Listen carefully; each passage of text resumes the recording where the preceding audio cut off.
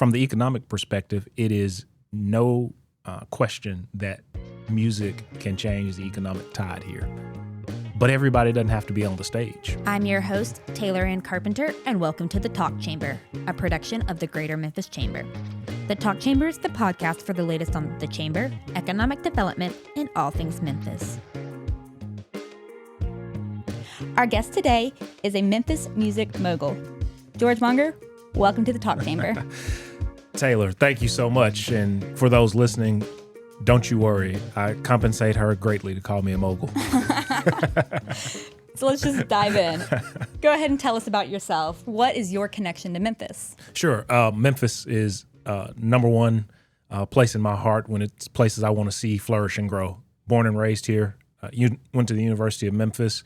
Knew that I could have started this business on either coast because both coast and in some other areas have, some would say, a more vibrant music infrastructure and entertainment industry. But there's no better city than Memphis, and so this is why we planted our flag in the ground here. I love that. I've said on the podcast before that music is one of my favorite industries here, and it's so vital to our culture and our city, which I know we'll jump into in a little bit. Yeah.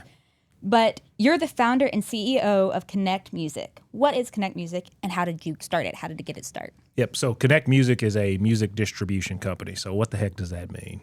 It means that every time you go to your phone and open Spotify and play artists that choose to do business with us, our artist partners, there's a responsibility for us to deliver that music to those streaming services, make sure that the metadata is correct and the correct people are getting paid, both as artists and as writers or producers on the music publishing side. And so don't want to get too technical with that, but what we ensure is that the music is properly marketed, monetized, and it gets to the right person. So when this was getting started, did you notice a problem in the industry and that's why you started it? Or is this a common business? Sure. So the music distribution business is one that has been democratized with the creation of streaming. And so anybody can put music out anywhere. In fact, almost 3 million songs a month are released to streaming services. Wow. New music every month. The issue with that is how do you make sure the good stuff rises to the top?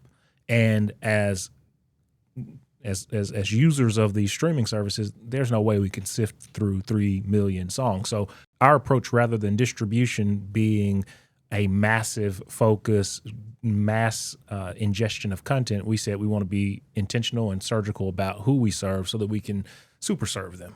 And so through that, it allows us to have strong relationships directly with Apple and Spotify and the other streaming services where we're having ongoing communication and conversations with them about music as it's growing through the ecosystem. So properly setting that music up weeks ahead of time so that when that music is released, you know about it. Making sure that there's the artist marketing component off the social platforms. So much of life seems to be on digital devices, but there's still a critical in real life component. It's getting out to do podcasts, it's radio interviews, it's various real life marketing strategies and tactics that we get to apply for those artist partners we work with. Now, you said you went to the University of Memphis. Did you study music business there, marketing? What was it? Fortunately for you, I have no musical talent. I won't sing here today. So I went to the University of Memphis, Fogelman College of Business, economics degree. And so I believe we're at a really important point in the music and in all rights space that music business doesn't exist without the music, but also without the business. So I am fortunate to have experience working in the creative sector as a former chief operating officer at the Memphis Symphony Orchestra to a personal services manager for an opera singer. So I had a chance to see the creative component, and I've been able to couple that with the learnings and the economics background and finance, leading nonprofits and ultimately launching this company. And so I think I get to live the best of both worlds, and that I get to touch creative and hopefully empower and inspire, and at the same time make sure that we can put the economic relationship in place that is beneficial for all parties involved. What is it about music that kind of drew you to the industry? I think that it's the blend of something that's the antithesis of each other. Creative, typically, I want to create, and there's limited thought about the revenue.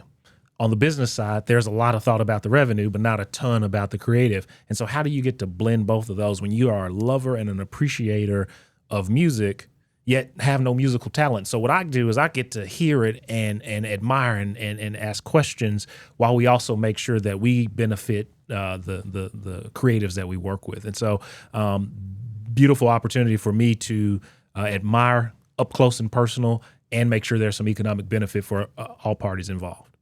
That's fascinating. The helping the artist in various ways.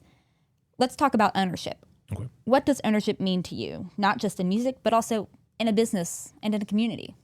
That's a fantastic question, and so I actually think that that's a fantastic question. We can take it bit by bit. When it comes to creators and artists, so many times we hear artists and many years later say, I sold my rights and the majors, labels or publishers made me famous. They made themselves rich. Well, there's a paradigm shift in the democratization of music. When you go to 3 million songs a month being put out, now it's an opportunity to get the music out, but there's also an opportunity to maintain ownership. And so through maintaining that ownership, you can either self-fund it, or you can have a long-term partner where we license a lot of music, meaning you still own the copyright. We'll put some financing into it, but we have a long license. At the end of the term, either you can sell it, we can renew it, but you still get to control what happens. And many times for creators in the past, they lost those rights in perpetuity. Typical copyright law is life of author plus 70 years after death. There's some reversions that are taking place now for some sound recordings, but that's a real challenge historically in the music industry. And just candidly, one that inherently impacted African-American creators from the perspective that most music, even today, the top genre is hip-hop and R&B. Country's a distant second, and then there's sort of everything else from a genre consumption perspective. Now, when it comes to ownership of the business versus the community, again, I think they're opposite of each other. With the business, as an entrepreneur, we grow up thinking, I got to own 100% of it. That's the only way I'm going to grow this business and control this business. Well, it's really about enlarging the pie, right? So if the business is worth 0 and you own 100%, it's worth 0. As you bring in equity partners and debt and you understand your capital stack, it becomes, how do we leverage our human capital? Typically that brings cash in as well from an investment perspective to achieve the overall vision and strategy of the business. And so for us early on, it was important for me to make sure that we built a business that could scale, which meant we required outside dollars, not just me. From that, that came with great relationships. Not dumb money and relationship. And through that, we've been able to grow the business since starting in 2020, 100% year over year for the last 5 years straight. And we're expecting to be the same in 25. Congratulations. Thank you. And it's been a fantastic team effort. I've got a great group of employees and partners in the business, and it couldn't be done without them. And so now fractional ownership is okay in business. I think the opposite when it comes to our community. Think about it. We only own a little wedge of real estate in this city and county. But we've got to have a pride about every corner of this city and county. And that has to be, I'm as concerned about the hole in your side of the boat as I am if it was on my side. Because if there's a hole in this boat, the whole boat sinks. I think we've got to assess our value to ownership, whether that's real estate in your business or personal. We've got to care about more than our property lines, and that's across the city. And so I think that the pride of Memphis has to continue to show through, not just on 901 Day, but every day. 100%. We just recently celebrated 901 Yes. Day, and so afterwards, the team here at the chamber, we were talking about how we want to celebrate 901 Day every day. That's right. That's right. How do we show up for a community that's been unbelievable to most of us here? How do we show up every day and be our best on that day every day? Right. And that's what we all have a responsibility to do. Let's talk a little bit about music in Memphis and that, the economy there. Sure. Why is music integral to our community? You've talked about it a little bit, but I want you to expand on that. Music is integral to Memphis in a few ways. Number one, we're known historically as the home of American soul music. We should live and build on that. I don't think that we should limit the community to just what we have been as a tourism component. I think that's great, but I think we have to build on that, because when you look into the late 80s, early 90s, then there's so much that Memphis is responsible for the creation and growth of hip hop and R&B. And I think for a long time we didn't embrace that. We sort of ran from that. And I think there's more openness as we continue to see Memphis continues to create creative producers, writers, and artists that continue to grow across the world. And unfortunately, there's always been sort of an exodus of creators out of Memphis. And so much of that is because we lacked having that infrastructure here. And so when we placed our flag in the ground here, we encourage others to do the same. And so its value to us, I think, is that it's one thing that we always have that pride about. And we're intentional about continuing to grow culturally in that way, especially with our creators and producers. I mean, you just look at our history as a city, and we see, B.B. King, Elvis Presley, of course. Then we've got, 3-6 Mafia. That's right. We've got Glorilla. We had Justin Timberlake in the early 2000s. Yep. And I know that's just 5 people that I just listed. Right. But I know that there's so many more. That's right. And if you look on the credits of so many of the records across Billboard, there's always a tie back to Memphis. And even when I travel between Los Angeles and New York, if you go into a room, if it's somebody I hadn't met before, oh, where are you guys up from? Oh, we're from Memphis. Oh, man, there's always a story about Memphis. There's always a level of appreciation and respect for Memphis from a creative perspective. And that's something that I'm always proud of as we move about and beat the drum for Memphis. Yes, I mean, even those 5 people, we've got so many more That's right. that have done incredible work in songwriting, in instrumentals, in producing, in things here in Memphis also. Like That's right. They're not just always leaving. We've got people here. That's right. And we see more and more infrastructure coming online here in the music landscape. More studios, more competitors to our business, which again is good. We can't sign every deal. Music publishers, so many of the creative, ancillary creative assets that we need for videography, cosmetology, et cetera, to support the music industry. We continue to see that grow. And in fact, thanks to the Memphis City Council and the Greater Memphis Chamber, the Sound Diplomacy Report was one that fantastic to outline where our strengths are and where we have opportunity to continue to develop. This can be a game-changing economic sector for Memphis. And so I continue to believe and bet big on what the music industry will be here. I'm glad you bring up the economy and the economics of it. So why is music integral to our economy? We talked about the community. Let's talk about economy. From the economic perspective, it is no question that music can change the economic tide here. But everybody doesn't have to be on the stage. The amount of folks you need to have a successful live show, those are real salaries.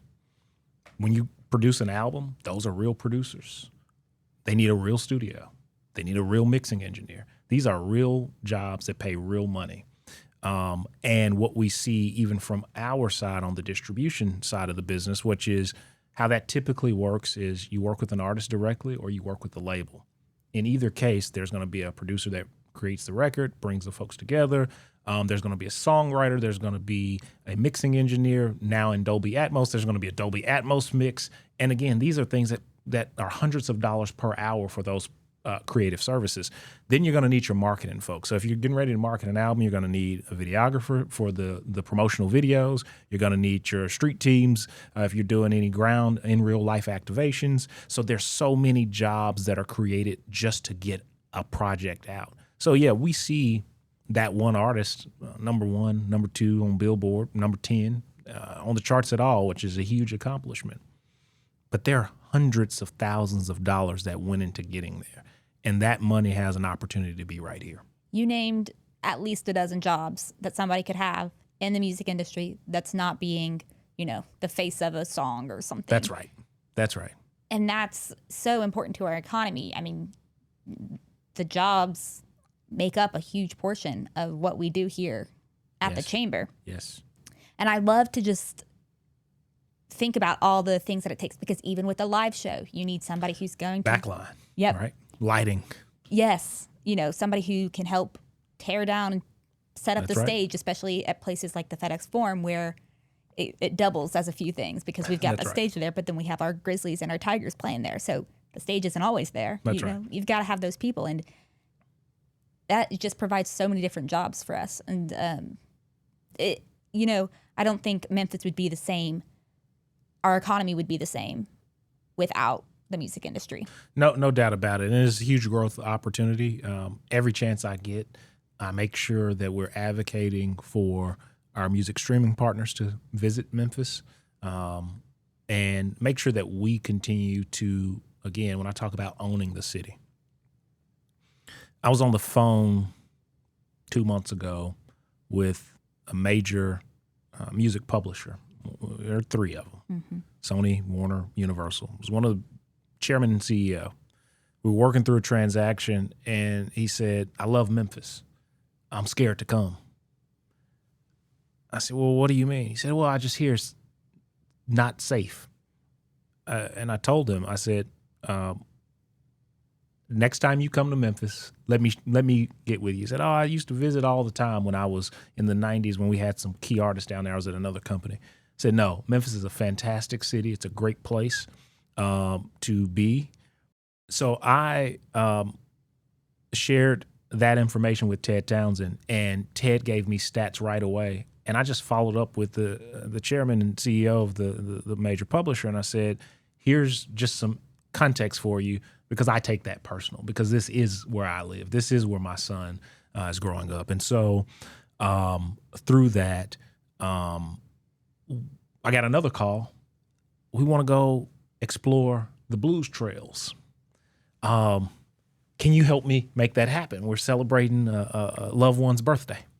And so some coordination from our team and their team, we were able to do some fantastic things.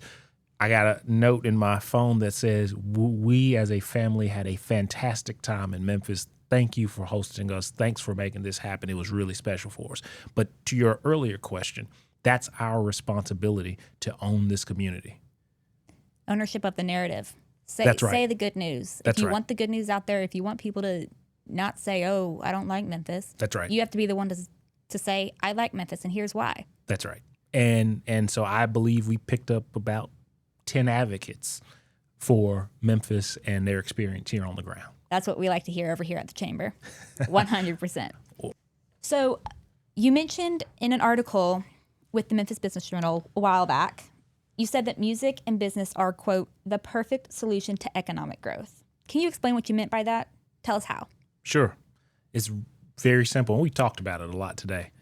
It's how the creatives create, earn a living, change the economic tide for their family, but all the jobs and work that goes into it from the business side. That's there's a contract between the producer and the artist. That's a legal fee. There's a cost of doing business with us and the artist. There's another legal fee. There's the live recording to create the content. And so all in, there's more than a dozen folks involved in getting music out, and that's all music. And so as we continue to build the infrastructure, people bet and believe in Memphis again as it relates to a creative industry. It's a huge opportunity for us to grow. I think I want to take a moment just to say Music Export Memphis is a local nonprofit that's evangelizing the opportunities for creators in Memphis. And I came off their board recently. And one of the things that I loved about their out-of-town marketing was musicians wanted just a billboard in major cities that were known for music to outline the incentives and the opportunities and why Memphis. We've got to do more of that. Folks have a tremendous amount of respect for what Memphis has done. they should be a part of what Memphis is doing. Say that one more time. That was good. It was flowing. So sometimes the truth flows. It doesn't just hurt. So how do you balance the cultural responsibility of being a Memphis-based founder with the national growth strategy? Yep. It's about being unapologetically Memphis. It's about making sure that there's a thing being in this city. We coined the phrase with the sports team, grit and grind, right? But there's a hustle about how we do things here. That hustle transcends or translates in every market. That hustle is, I'm probably the first person that's emailing you in the morning, and I'm probably the last email you see at night, because the grind for us is around the clock. We punch above our weight class since the day we launched the business. We have a couple new releases that'll be announced shortly. And these are artists who were in negotiations with major labels with 10, 12x multiple of monthly revenue compared to our business. And we show up and compete, right? And our network is broad. We continue to say what we do and do what we say as an operating system mantra for us. That right there, that's what Memphis is about. Yeah, no, I agree. How can our business community support our music ecosystem? That's a great question. I think the number one way that our business community can support the music ecosystem, we have to make sure from the creative side, we have to make sure that these artists are compensated. If you have live music in your wedding, birthday party, restaurant, these artists have to be fairly compensated. That exposure is not currency. Currency is currency. And we first have to make sure that these creators are being paid for their live works. We then have to make sure there's opportunity for them to collect sales and marketing data to folks who show up and hear and participate with them. And then we just have to make sure that as we see growth in our artists' careers, regardless of who their distribution partner is, we've got to make sure we're resharing. It costs us nothing on social media to reshare, right? So if we see a Memphis artist that we heard at a live event before, your extra 50 folks times their extra 50 folks creates virality. Mm-hmm.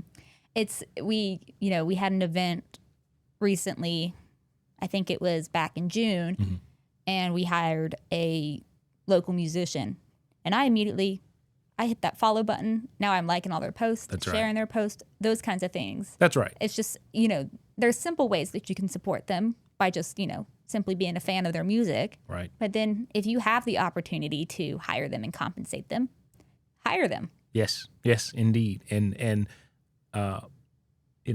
real compensation. Yeah. And artists have to be compensated to build the stable of live artist performance. So while we're not in live music business or live events business, that's one of the critical things that I see as a responsibility of our corporate responsibility across any business. Right. And it takes people who have, the ability, the voice to say that to the business community. It takes a business owner, it takes a CEO to be able to call out other CEOs and say, hey guys, let's get on board. Let's do that. Well, consider me calling them out. You heard it here. We've got to do that. We've got to take care of the creatives. Yeah, I mean, we've already talked about how important they are to our economy. We've talked about how important they are to our community. Yes. And then we just think about the culture of who Memphis is and what we do and what we're known for in the past is still something we want to be known for in the present. That's right. And in the future. It's a booming industry. The recorded music industry, according to Goldman Sachs, by 2030 will be a $30 billion annual industry in recorded music. Another $12.5 billion in compositions, words, and melody. So it's a huge opportunity as the industry continues to mature and grow in the streaming sector. I want to go back to Connect Music and talk about what's next.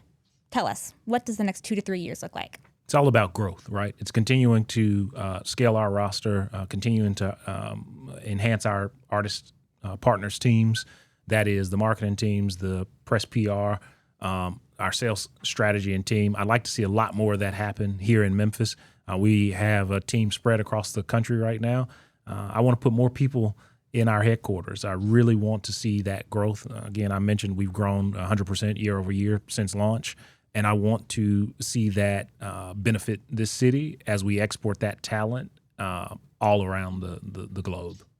Now, did you say earlier when did Connect Music start? So we launched in 2020, July 30th, 2020. Okay, so in the middle of a pandemic. Right. I was going to say that sounds like a rough time to start a business, but here you are growing. Yes. Huge congratulations, because that's, that takes grit and grind. Yes. Well, and what it takes is what most of this conversation has been about. It takes infrastructure. In 2010, 11, 2012, there's a fantastic gentleman, Phil Trineri, and Duncan Williams standing at the Peabody Hotel at the annual Chairman's Luncheon, talking about a concept of moon missions and the infrastructure we needed for 1,000 entrepreneurs in the next 10 years. And when it was time for me to be an entrepreneur, there was infrastructure there. There was the epicenter, which was through the creation of those moon missions. It was a legal community equipped to handle safe notes versus convertible notes before getting to equity investment. Without that infrastructure, I don't know that we could have scaled over the last 5 years without that creative community. So the Chamber moon missions have real impact, and that's why I think so much of this conversation about infrastructure is critical, because I've experienced that work when I think about that moon mission some 10 plus years ago. It's time for another moon mission. Indeed. And that just, again, reminds me of what we already mentioned, is the Memphis Music Strategy Report that the city, the Chamber, Sound Diplomacy, and I believe a few other partners put together. And for those of you who have not looked into that, I highly suggest it. Read the key takeaways, or read the whole thing. I read the whole thing. And there's a lot of good information there about the state of our economy in terms of music and state of the industry. That's right.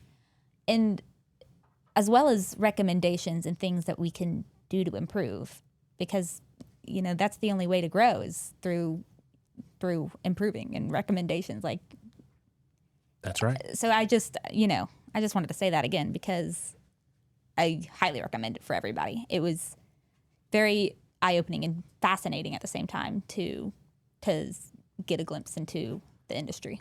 It was a great report. I think it dug deep, right questions asked. I think there is a blend between the arts and culture and entertainment. So much we talk about arts and culture, and that's typically viewed from the philanthropic lens. Mm-hmm. The opportunity remains in entertainment, and the next time there's a need to support arts and culture, there should be an entertainment sector to help with that. Just using COVID, for example, arts and culture suffered tremendously through COVID, and depended on so much of the corporate sector to sustain artists, et cetera. It sure would be great to have a robust entertainment industry to reinvest into some of the philanthropic needs of arts and culture. So I think at some point we have to think about ACE, arts, culture, and entertainment, and how we continue to grow all three components and not hyper-focused on the philanthropic piece. I'm excited to see where the strategy and the ideas and the people who worked on that. I'm excited to see what comes next with that and where we go from there, because I think a lot of what's in there, even just piece by piece, will transform the infrastructure of our music economy. No doubt about it. No doubt. It's a fantastic report. So I've got one last question for you. What advice do you have for emerging entrepreneurs or artists who want to build something impactful but may lack the access to traditional capital? I go back to what resources we have here. We have to make sure that we have an entrepreneur center like Epicenter to get entrepreneurs the information that they need. And then we've got to do more around our access to capital. My experience is we are, as entrepreneurs, and particularly as a Black entrepreneur, we are over-mentored and underfunded. And so because of that, we'll have a lunch and learn about taxes. Well, that's great. All right. Can you point me to specialized legal services and perhaps a grant for IP copyright or IP protection, right? There's a gap there that still needs to be filled, and from a services perspective in the community, but we have some great infrastructure and starting points. Again, Epicenter. I think the next piece is making sure that we are able to perfect that story tale with folks who get it and understand it, where we're wanting an organization to go. I think another opportunity we have for traditional access to capital is leveraging the CDFI network. Just candidly, I didn't experience or see it work very well in its current form.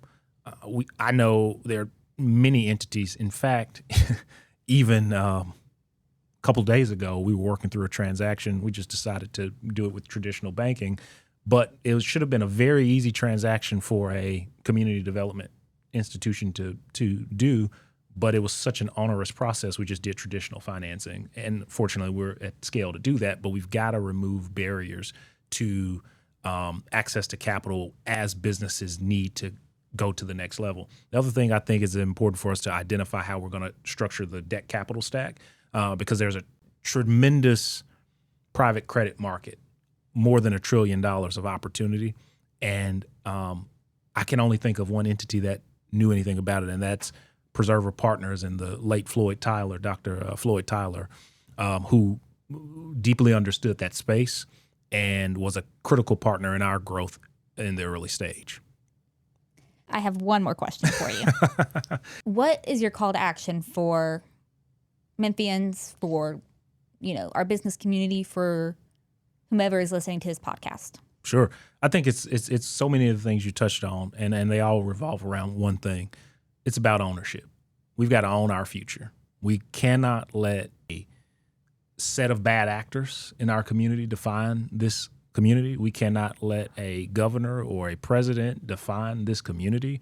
This community is defined by what we make it. And so the responsibility we have from every corporate executive to every entrepreneur is to make sure that we give Memphis our best as we work to build for the future.